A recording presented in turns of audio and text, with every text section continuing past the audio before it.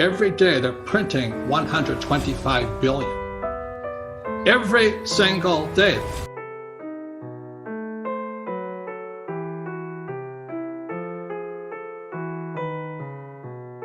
Which means savers are losers, just as I predicted. Your money is going to be worthless in a few years. The problem of this crisis started back in 1904 when the richest guys on earth took over the education system in the United States. They formed a thing called the General Education Board. It was formed by guys like Rockefeller and J.P. Morgan. And what they pulled out of education was financial education. And so the reason they could rip us off, as you and I know, is via the mechanism of money. And that's why I wrote Rich Dad, Poor Dad. It was a warning shot across the bow back in 1997. I said, wake up, something's coming down the road.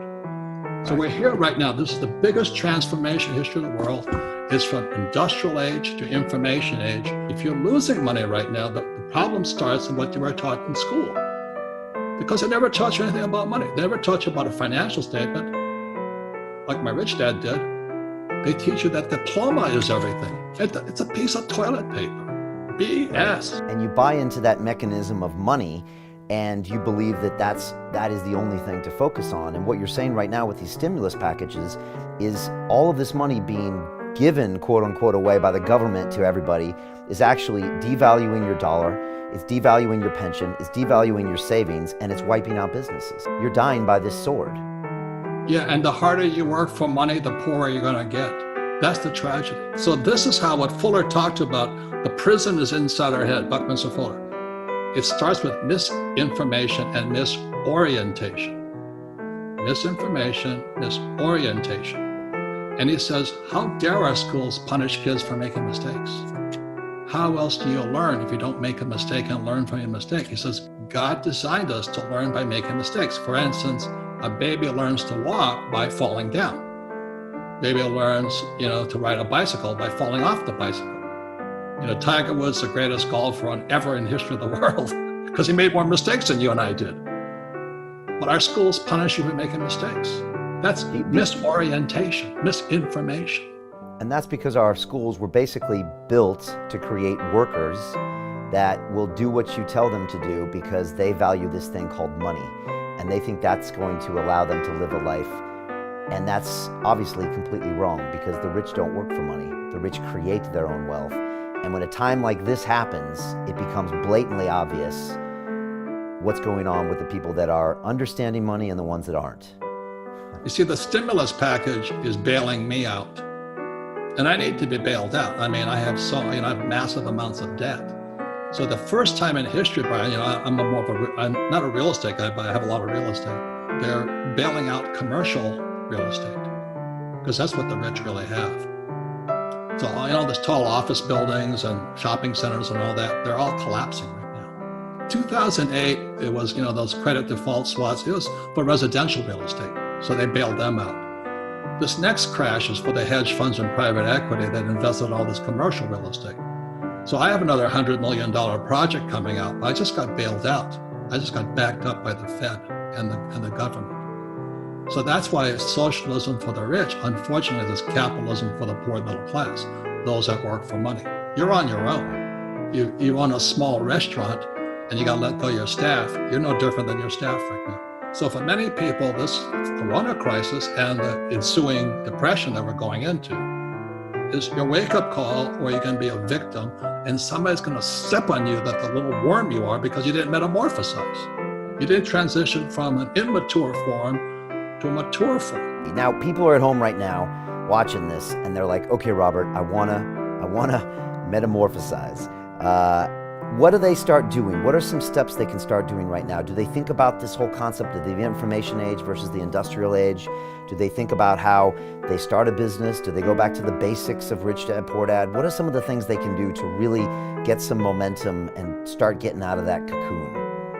Well, let me start again. The metamorphosis begins when you look in the mirror. And it's just like when I was going to blow this little boy's head off in Vietnam. I said, why am I doing this? Why am I going to kill this little 10-year-old boy? Now, he was a Viet Cong. I mean, I was justified by the rules of engagement to shoot him. But one day I wondered, why am I doing this? And if you're standing in front of the mirror today, with this coronavirus and looming depression, how did I get here is the question. What don't I know? What did my information, education, cultural background, what did not prepare me for today? That's where the transformation or the metamorphosis begins. You take responsibility. Everybody talks about rights, but we have personal responsibilities too. And unfortunately, our university systems have failed us miserably. And the reason for that is every professor wants tenure. That's my whole family. That was the most important thing about getting a job was tenure, job security for life. And that's what they teach kids without knowing it. They teach kids that life is dangerous and you need to be protected. So they're immature. College professors are some of the most immature. They might be very smart mentally, but immature financially. They can't take care of themselves. So they're teaching kids to be victims. That's why these trigger mechanisms and you can't say words that are hurtful and all this stuff. So they're teaching that you're a victim, you're vulnerable. And what you teach and what I teach is that, hey, don't be a victim, be proactive. Yeah, no, but you're right. I mean, this could be the greatest wake-up call for most of the citizens around the world. And look, from what we see with the numbers, most people are going to survive through this. But let's be honest, it also could have been worse. So the question is, are you going to start making choices today about your health, about your obesity, about your smoking, about your habits? Are you going to start making choices today about your financial education? And are you going to take ownership for where you're at right now? Unfortunately, everything you hear coming out of the media is preaching it's not your fault and the government's going to take care of you, and that's just going to set you up to be a slave, and then the next crisis is going to hit and the next crisis is going to hit. And again, I completely agree with you, Robert. This is perhaps one of the best chances in your entire life to literally be smacked into consciousness and say, wait a second, it's time I stop living in fear, take ownership of what's happening, and do, as you said, which is, what does God want you to do? And you explain this in a good way. And God, that is different than what you want to do. What you want to do for you is the selfish ego talking. What God wants you to do is what you're supposed to do for the greater good. And it sounds counterintuitive, but that choice always brings you financial prosperity, spiritual prosperity, and a great life. It's really not so much what God wants us to do. What does God want done? It's a pain in the butt. It's easier just to take the bailout. And for me, I get up every morning. The hardest thing, Brian, is I have so much money coming in now. I have to fight the lethargy, complacency. I got mine. Screw you guys. That's what I battle now. I told you so.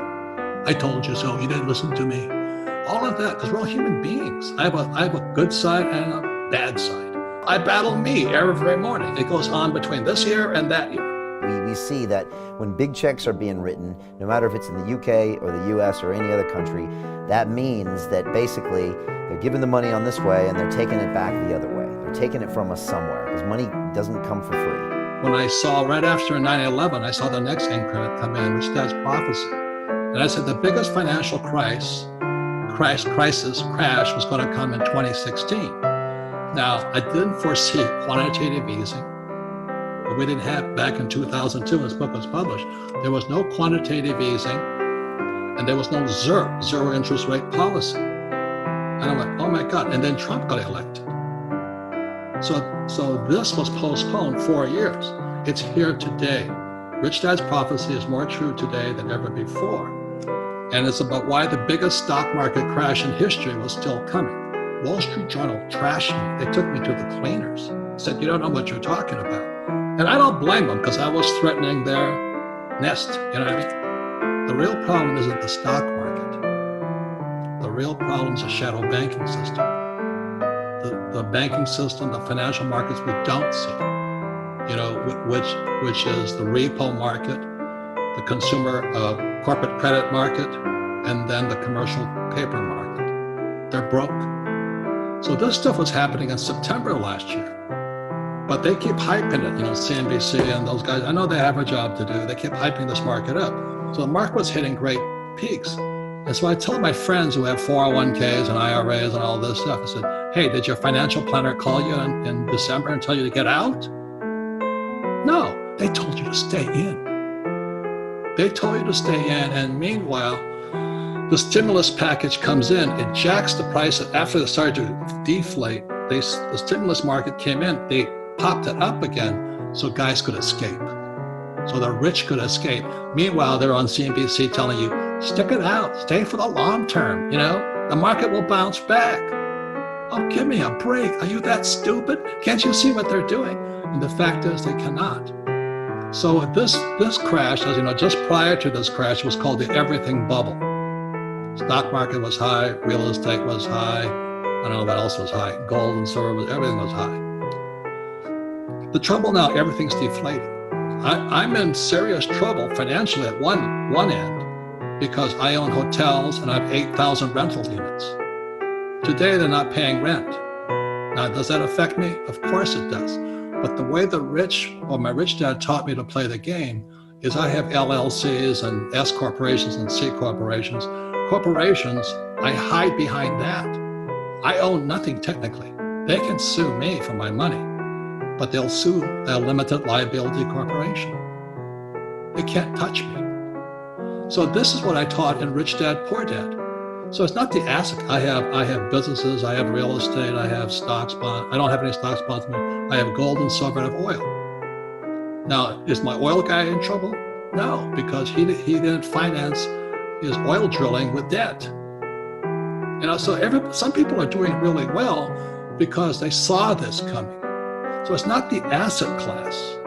It's really understanding or looking behind the curtain, seeing the wizard. Right now is Powell and Larry Summers and these guys. I mean, they misled us totally. So am I going to cry? No. What am I going to do? I'm going to change me. I can't change them, but I can change me. That's my attitude.